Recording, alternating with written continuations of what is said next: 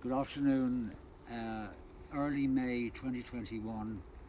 We're in Macroom's historical castle grounds in West Muskerry in northwest Cork. Conor here and we are planting a native tree, a spindle, from the nearby Guera. I grow all from seed. And he is amending or ameliorating the soil. It's a bit acidic here. We've just had a clear fell of Sitka spruce 7 years ago. So the soil is still quite acidic, so we're raising the pH after 45 years under needle and under dark. But the rest of what we've planted is all doing very, very well. Majority of birch rather. I plant at least 30% birch to raise pH and prepare the ground for our other 25 native species. So, Conor, will you proceed and plant? So Conor's now going to thoroughly aerate and mix in the seaweed dust. It's from Beara, sustainably sourced. We're taking out our bracken roots. Bracken must come out. Not a bracken here. Bracken would be an acidic or an acidifying plant. So we want to get our pH normalized. So the first question, generally, what are the most appropriate tree species to plant in the Cork region? In County Cork, I've lived here for 38 years. County Cork is 4,500 square kilometres. It is a mosaic of limestone, carboniferous, old red Devonian limestone. Back in Tracton, you've got the Ringabella series. So the first thing you must know, your local geology. Also, your local townland. We've 64,600 townlands in Ireland. Most of them tell us about a tree or something concerned with geology or biology. Geodiversity is the foundation of biodiversity. Get your geology right. Suss your townland, see what they tell you, and look around locally and see what you have growing in hedgerows. Don't go to amenity parks, they're usually imported cultivars. Find a wild corner near you and read what's there. The second question, when is the best time to plant trees in Cork, County Cork I take it? November, the ground is still warm. By March, the ground is very, very cold. The heat has gone out of it. Although stones down in the soil will forever catch heat from April to October and release heat. So the mycorrhizal, the microbial soil never freezes because of the likes of stones. So I say November, December for the biodynamic. Adult learners, watch the moon carefully, avoid perigee, and avoid when the moon's very, very high in the sky, avoid the high arc moon. We do that in biodynamics. We try and plant when the moon is low, the sap is low, the energy is more internal. That's when you would plant. Third question, what factors should we think about for planting the right tree in the right place? Well, in a sense that echoes the first question, but I would have been a great reader of George Peterkin back in the early 70s, mid-70s. I had a nursery in Mid-Ulster. It was a cross-community project. And I would have been reading before online, George talks of staying within a 10-mile radius. That genetic material really is within your basin, within your catchment, but also within a given radius. Try and keep within a certain area. I don't bring hazel from Wexford to my community plantings here in the Upper Lee Valley. I avoid bringing limestone plants down from the Blackwater into the Lee Valley and so forth, or I wouldn't bring hyperoceanic Glengariff plants up into the cold northwest of Cork. There's a lot of provenances in this 4,500 square kilometres. Get to know where you are, elevation above sea level, proximity to sea level. These all will determine whether the trees are adapted geologically and climatically. Look at all the different climates we have. One day recently it was 6 degrees in Tregeela, and it was 9 degrees within 1 hour in Glengariff, and 1 hour later it was 13 degrees. That was February, you know, that was a February day. So we're planting a potted tree, plenty of stones. Stones ensure drainage, heat, drainage, heat, and of course minerals. There's loads of minerals in stones. A lot of iron, calcium, phosphorus. Even if we are on the acidic old red sandstone, Macroom is on the old acid rock series. So we've taken out all our roots. Nice one.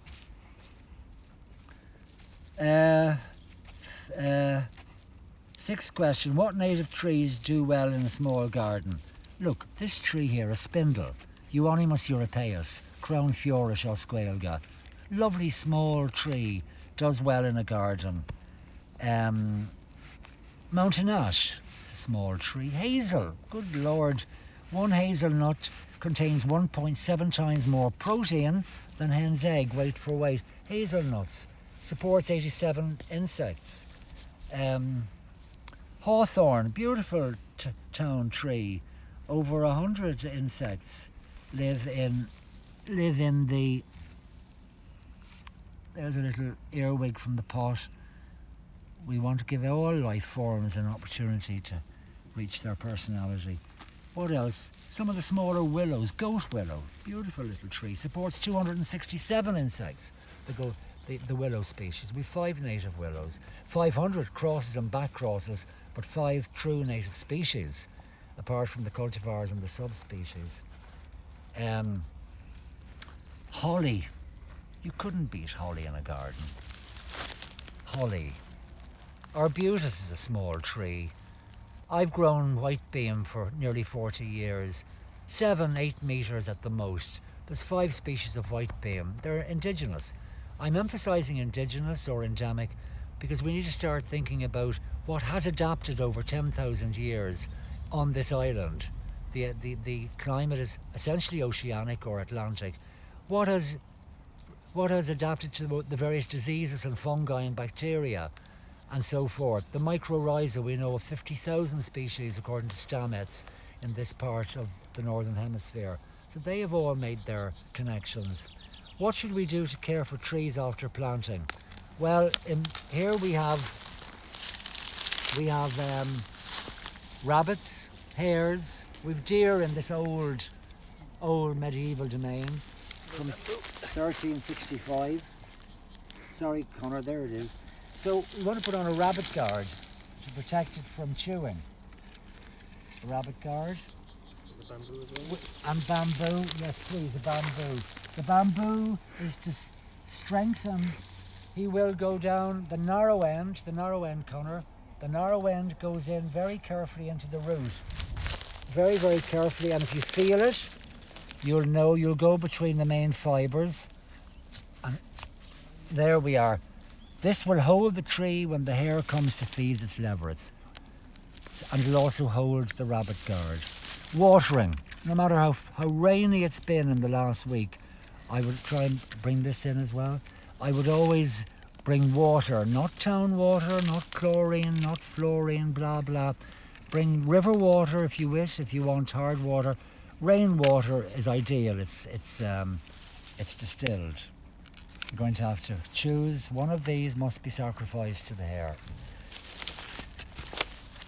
Mulching, going to heavily mulch it afterwards. I suppose we'd mulch first and then water.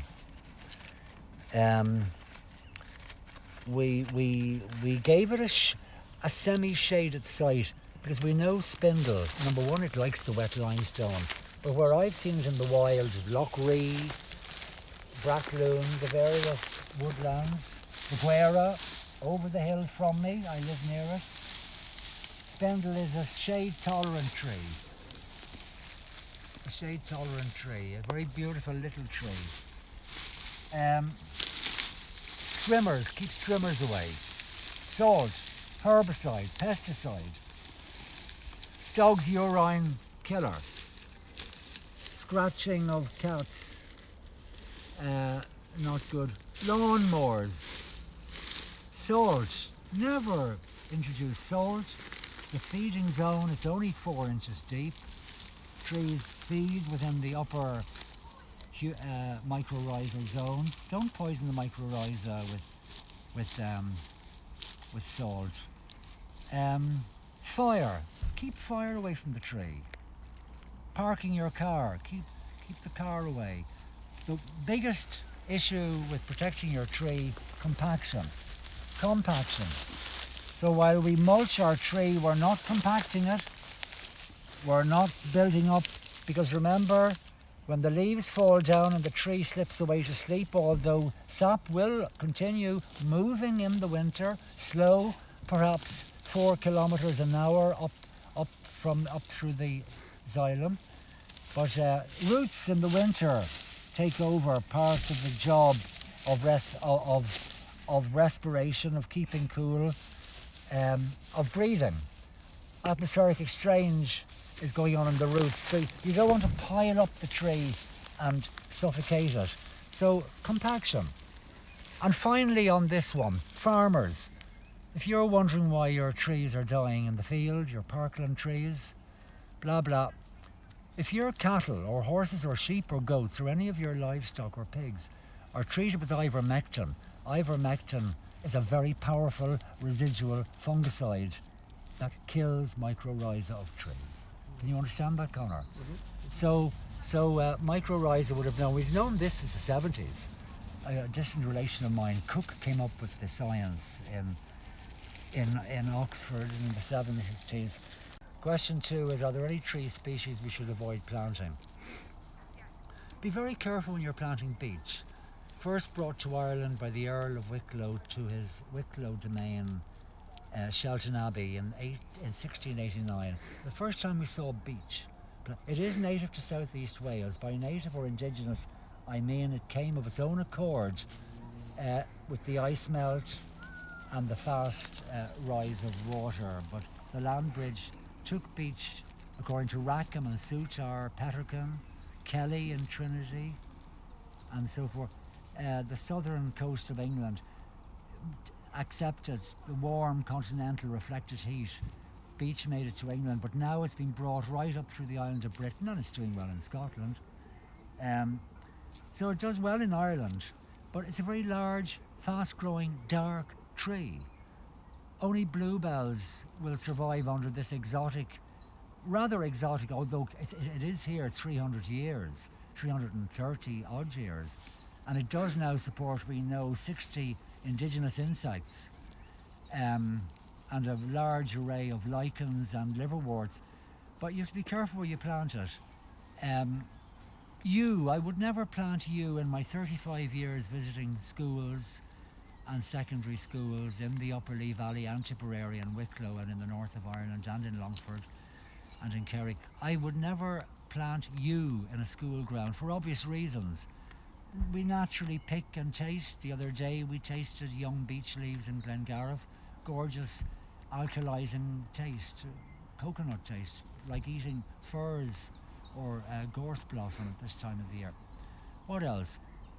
We have our only place in County Cork, a mile from here, where there's buckthorn. You would not plant buckthorn in school grounds either. They're tribal. Their Christian name is cathartic, Rhamnus catharticus. You could open the bowl and you wouldn't know what you could end up with. So they'd be 2 trees of limestone that I wouldn't be planting. I'd be very careful to plant. And I think what I will finish off by saying, we hear a lot about climate change. I say, change climate, fix our forest, plant the right tree, think indigenous, think provenance, and critically enjoy the activity, because you're planting, as Cicero says, alteri seculo, you're planting for the unborn. We're not planting for us. We're planting for wildlife and those humans waiting for incarnation. Thank you very much.